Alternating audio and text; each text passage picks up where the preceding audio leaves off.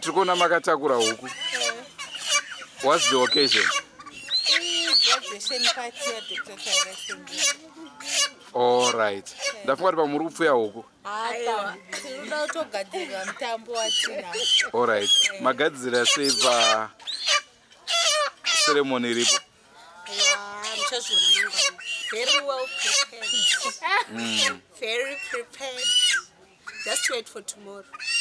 Okay. Everything is set. Aiwa chitiko chiri mangwana manyama. Anonzi manyama. Muchangozvionera mega. Nekuti makatobata nyama ya. Zvakarongeka. Tinotenda. Zuva mangwana tongoti hariri bholato. Tauya kwamuri. Zuva ramangwana pane hurukuro. Hurukuro yataura isengerai. Pane nyaya. Kubva makurira ake kusvika pasvika nhasi ndinadzo hanzi yacho Patricia Sengerai. Ndiri kuda kungotenda kuti Mwari vachiitira nyasha kuitawo chitiko chakadai pamusha. After a long struggle, Taura Sengerai munhu aishingirira anga ane chido nechikoro. Saka ndiri kuda kufara, ndichanyanya kufara kana taona vanhu vaungana toziva kuti vatikudza. Truly happy because set an example kwatiri isusu generation iri kuuya kuti kana zvakanaka zvinoitwa back community yatakabva. Iwo uri kuita chii? Inini form 4 next year. Form 4 next year. Saka uri munzira? Ndiri munzira. So nemakore mashoma. Zvinenge zvaita. Ndonzi Love Mo Sengerai. Ndiri first born ya Mr. Rapson Sengerai Muparuri. Ndakazvarwa muri medu tiri about 5. Ini ndini wacho wokutanga kuchitevera adzvanzi yangu anonzi Mai T anova Patricia Sengerai, kotevera Aida Sengerai, kotevera Henry Sengerai, kuchizopedzisira na Dr. Taurai vatadai kuunganira pano. Tinoona kuti marongedzero ataita tinoona kuti zvinhu zvedu zvichatifambira mune zvakanaka. Tava pachinhano chotoona kuti hapana chichazokwanisa kuti chingadini chingamisa zvokuti izvezvizvi zvimwe zvese zvangosarikwa zvazvo mbichana uye kungochimirira kuti hama neshamwari vadini vachisvika. Zvinoona sokuti pari zvino otherwise ndingaguma tiri papapo. Hapana zvamuda kutiudzawo nezvetimu yenyu Chelsea? Timu yangu Chelsea iko zvino ndiyoti hangu kubvadziwe nekuti yava nemadhifisi maviri. Nezuro yakadyiwa musi wa26 yakadyiwa, asi handiri, asi ndinotarisira kuti zvichadini zvichafamba chete.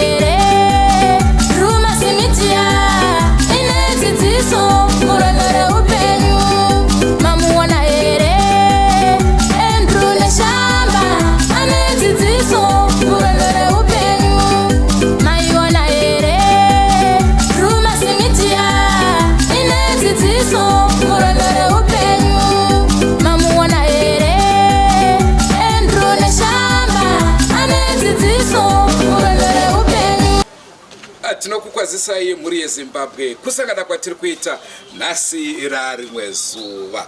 Nhasi uno katiri kwaChivi, nzvimbo yemasvingo.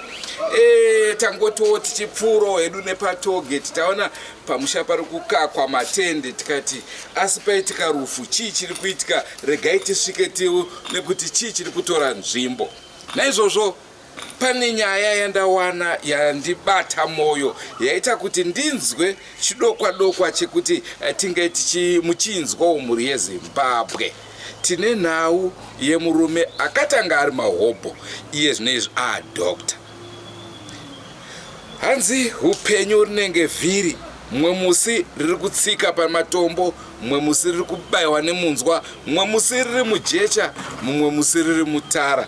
Ndo zvinoita upenyu. Ndosaka nguva dzese tichiti nhasi rimwe zuva. Rangu zita ndinonzi Andrew Neshamba. Senguva dzese kamuri yeZimbabwe tinokurudzirai kusubscribe kuDrewmas Media.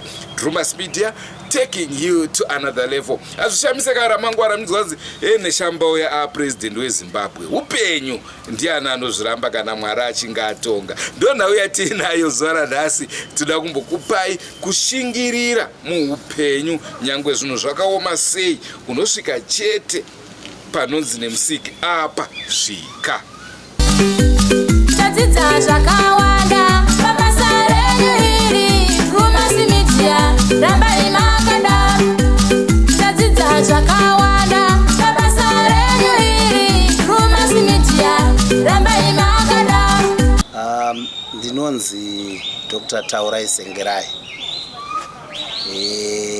Ndinogara kuno kwaChivi kumasvingo, ndinogara mubhuku ramakani. Inini ndakaenda kuchikoro paSt Martin Mahobho School.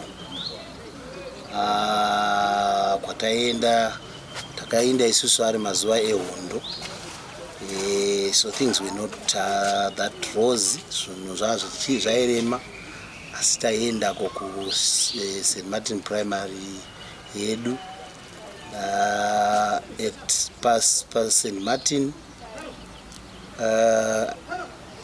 apart kubva kune zvechikoro, ndakanga ndiri a very good athlete. Ndaimhanya chaizvo. Ma-events angu yaiva 100 meters ne 200 meters. You know, I would go as far as representing the district kwashokoni kwataenda kumashores, and I will always bring medals. Yeah, takazobva pa St Martin ndava kuenda kwa Serima Mission. It's a secondary school there. Kwa Serima Mission ndakaenda I think 85 ndichitanga form 1 yangu. So ndakaenda form 1 up to form 4. By then takapedza 88. By then most of the schools including Serima Mission had no upper 6. Anga ichingova form 4 waitonzi wapedza chikoro kana wachinge waita form 4. You know, once again zvanga zvisiri nyore kuenda kumission, because pandaenda kumission vabereki by then, particularly baba vangu vanga vasashandi, vanga vangova a peasant farmer vari muno mumusha. So kurezwa kwemari at times was a challenge, but kuwanikwa kwayo kwaitowanikwa through kutengeswa kwedoro rinonzi ndari. So paibikwa ndari panapa pamusha panapa chaizvo pachitengeswa ndari. And I was quick to realize kuti ndinofana kuva nechinhano chokubetserawo vabereki vangu.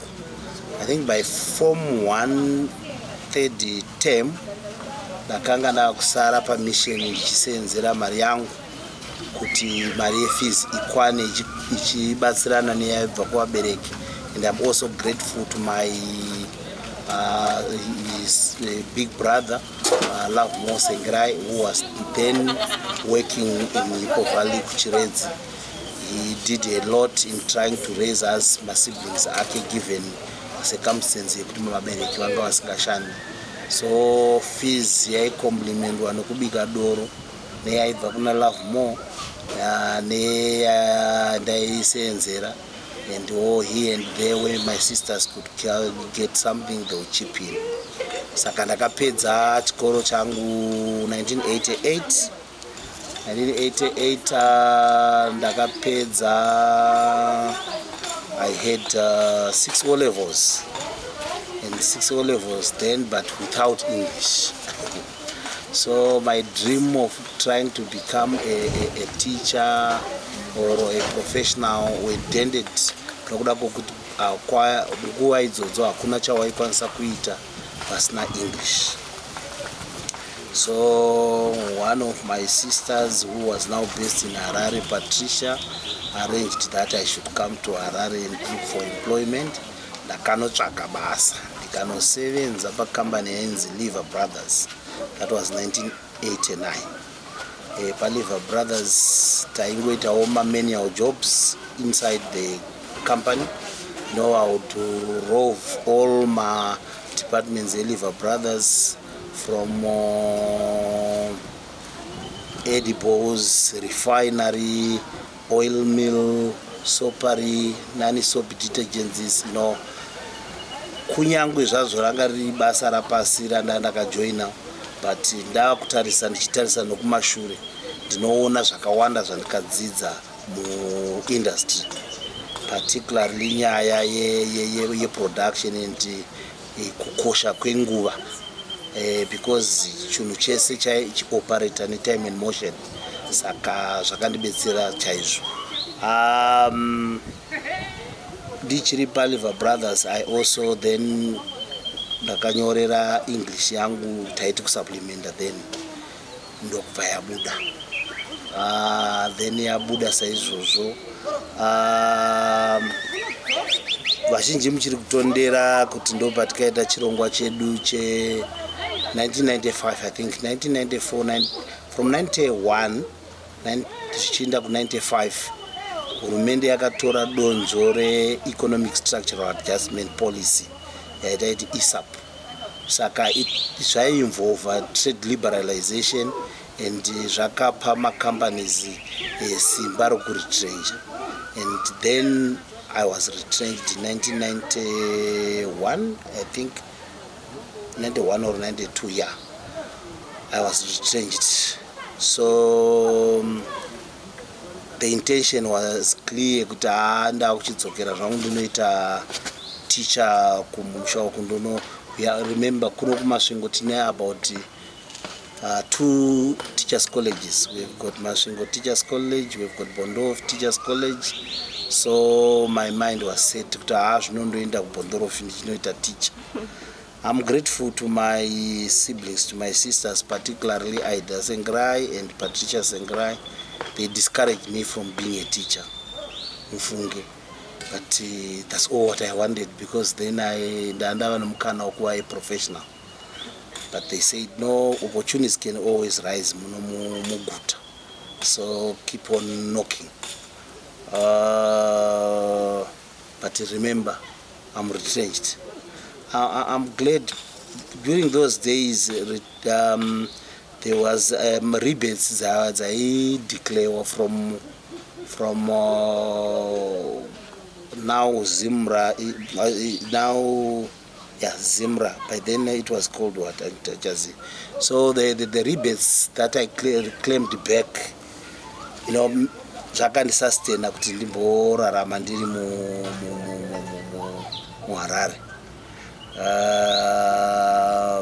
And I realized that Harare hainga isiri nyore, because I had opted to kunogara ndega as a bachelor. So responsibilities of rent and all other things were needed. Saka I had no choice besides to look for employment vigorously. Ndakazo decide kuenda ku Gadalet security. I went to Gadalet security. I trained as a security guard and deployed as a security guard, and I worked at various stations as a commercial guard, as a residential guard, as a retail guard, and kana ndakutarisa ndichibva nokumashure zvakare ndinoona a lot of respect over that, because there's a lot of things I learned from that. That is the period when a guard was just looked down upon like nobody's business. No paibuda dziyo dzana Mahobho and things like that.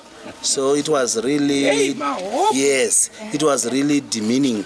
Zvaidzikisira pasi, but you had to soldier on, because life, tofana kuti iraramiwe.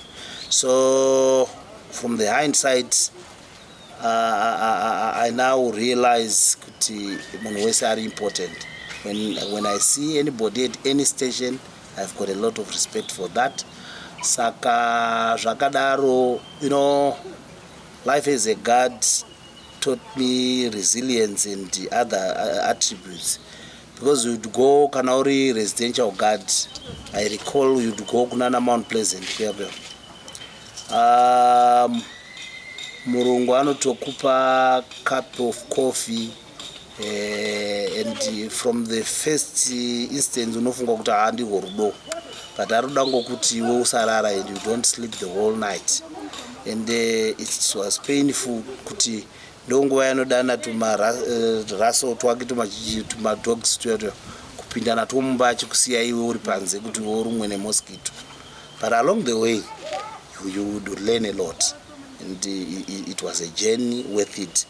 As I was with God alert, an opportunity arose to University of Zimbabwe.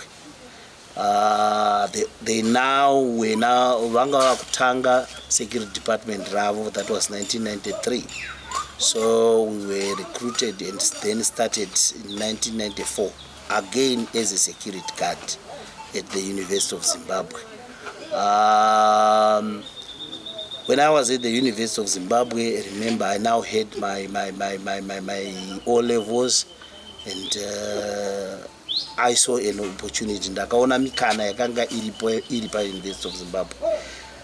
Saka zvandikaita ndezvekuti by 1995 to 96 ndakaenrolla pa University of Zimbabwe, panga paine yavaiti evening school, University of Zimbabwe evening school. Yaita my A levels. So I did my A levels with the University of Zimbabwe evening schools. Then from there on, I moved on departments. From 96, I then moved on to student affairs as a hall janitor. The hall janitor basically anonga achitarisa kugara zvakanaka kwevana pa hostel. And along the way, my age, zere rangu rainofanana nerevana vanga vari pa university. Saka zvaindibatsira kuita jail kuti tiwirirane. Saka zvakandipa shungu kana zvakandiinspire kuti if I always receive my students ndichivadzitaridza even nokutoilet chaiko, why don't I also do something? And then zvakangonodondana pakuti University of Zimbabwe yakanga yava kudevolva, yava kuda kuita distance education. Saka ndo payakatanga Center for Distance Education iri under Faculty of Education ichida kuti incorporate vanhu vanenge vachishanda.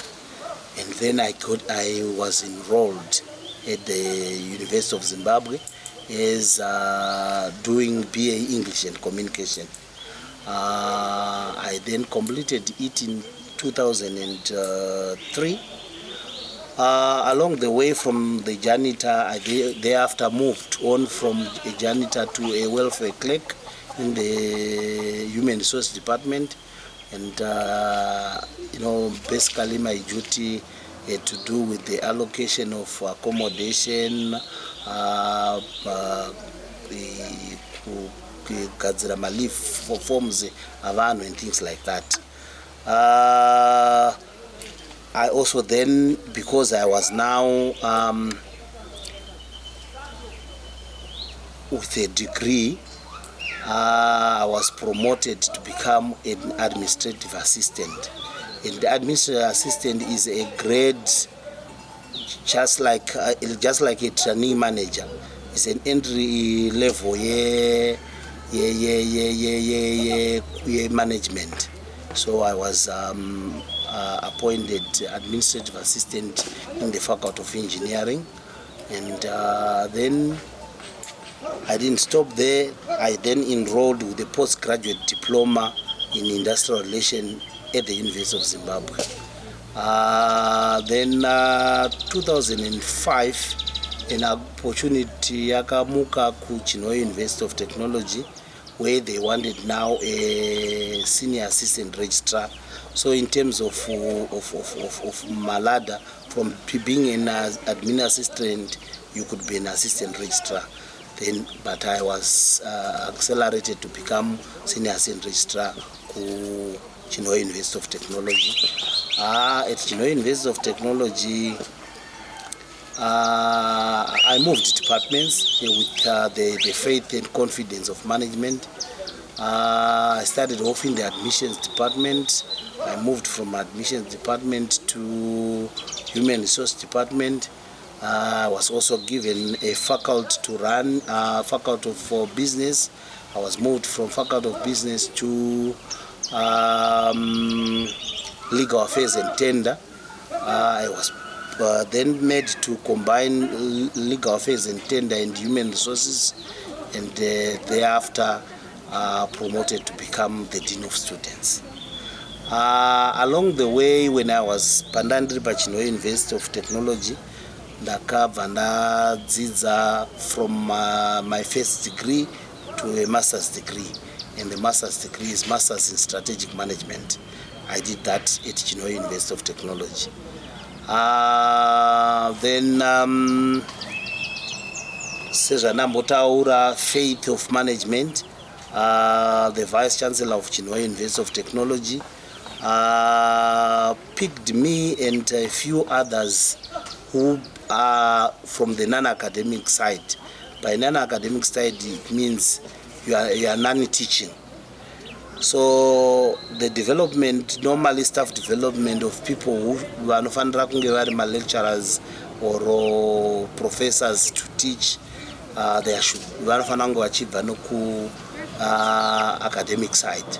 But I believe the management noted something and had faith in me, so I was picked amongst others together with academics, and I was put on staff development to do a PhD in Malaysia. So I started my PhD in 2017 with a lot of turbulence. Zvimhingampinyi zvaiva zvirimo zvakawanda, asi tinotenda Ishe zvakazobudirira ndokuzograduata gore rapera muna September 2024, and ndizvo zvatisvitsa pano. Donzvo rokuuya kuno kuzoita mhemberero yakadai, kurangarira kuvhute, kurangarira ziva kwawakabva, kwazvikatangira. Ichokwadi kuti ndaikwanisa kuita zvinhu izvi kuChinhoyi kana kuti kuHarare, nokuti ndokwa neshamwari dzangu dzakawanda. Asi zvandikwezva kuno ndezvekuti pada ndingangokurudzirawo mwana mudiki 1 or 2 vakaona kukosha kwazvo kuti iyeyu mwana wedu akabva pano akazviita kuti ave chiremba, and ndo vana vangu havachafunda kuno, vana vangu havagari kuno, asi izvozvo ndo zvandisunda, and ndingangoti ndiko kanhoroondo kangu. Saka muchidimbu nyaya yezvikoro zvangu zvakati ndine form 4 yangu, ndine A level yangu, ndine first degree rangu, ndine masters degree yangu, ndine PhD yangu. Apart from that, ndakaita a postgraduate diploma in industrial relations. Apart from that, ndakaita postgraduate diploma in law and labor law and conciliation. Besides that, ndakaita diploma in business management, which is Institute of Commercial Management in UK, and several other professional qualifications. Ndinofara kushare rungano rwangu. Ndinovimba kuti pana acharutevera akarunzwisisa kuti zvomubatsirewo iye nekwaari ikoko. I want to thank you. ndochirongwa chatanga tiinacho mhuri yezimbabwe. Ndofunga mazvinzwira nhau tichadawo vakasiyana-siyana munge muchisheya nesu kuti makararama sei. Tozviziva kuti mairumwa nemago musango umo muchifudza mombe maita zvakasiyana-siyana. Toda kuzvinzwa, toda kunzwa nhoroondo dzenyu. Uyezveka haisi nhau yekubva kunge uri mahobho kusvika kuna dokta. Kune vaive madoctors vana mahobho asi taito inoramba iripo. Toda kukunzwaiwo kuti zvakafamba sei kuti muzodzika kubva ipapo muchienda pane chimwe chinhano kudaro. Drewmas Media ndeyevanhu, ndeyako iwe neni. Usipo handipo, ndisipo hamupo. Kare munguva yehondo vachiri kurwira nyika ino hanzi iwe neni tine basa. Naizvozvo ndo basa ratinaro. Rangu zita ndinodzi Andrew Neshamba. Ngatsakanei mune zvimwe zvirongwa zvachiramba chikupai asi musakanganwe kusubscribe kuDrewmas Media. Drewmas Media taking you to another level. Naizvozvo isusu hatichatobve pano mangwana panenge paine mabiko katichiona munhu iyeyu atanga tichikurukura naye dhokotera ivava vatanga tichitaura navo vachipemberera fundo yavo. Handingaende yanyuye, handingaende kumba ndisina kumbodya nyama ndiri shumbaka. Ngatsakanei mune zvimwe zvirongwa zvacharamba tichikupai. Goodbye my friends, goodbye my friends, wakamboonana tichazoonana nerimwe zuva hama dzangu. Goodbye my friends, goodbye my friends, wakamboonana tichazoonana nerimwe zuva hama dzangu. Ini ndokwenda kubasa kwangu, iwe makiwe mkaranga,